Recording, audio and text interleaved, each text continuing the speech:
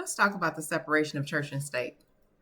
If your pastor is loud about the sin of racism, but not as loud about other sin, that may be an indicator that there is no separation between church and state.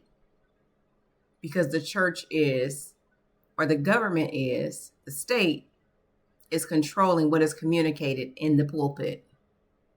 So instead of taking or aligning ourselves with the position of the Bible on certain matters, we take a political position.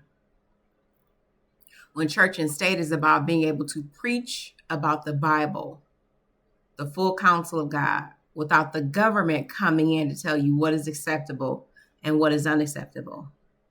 Or if I, Shaniqua, have had abortions and I go to church and hear my pastor preach about abortions, I cannot go sue my pastor because I'm offended that he's preaching the gospel. When I can then sue my pastor or sue the church for preaching a certain thing, there is no separation between church and state.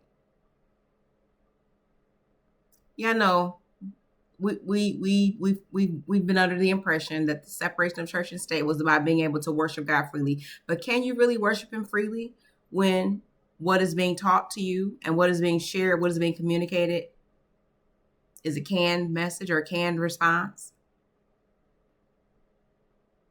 God is clear about murder.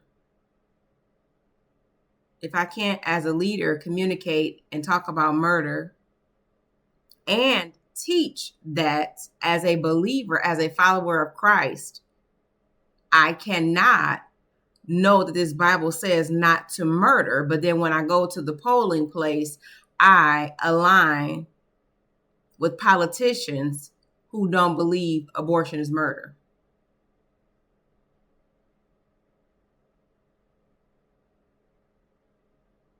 Yeah. There may not be a separation between church and state. Think about that.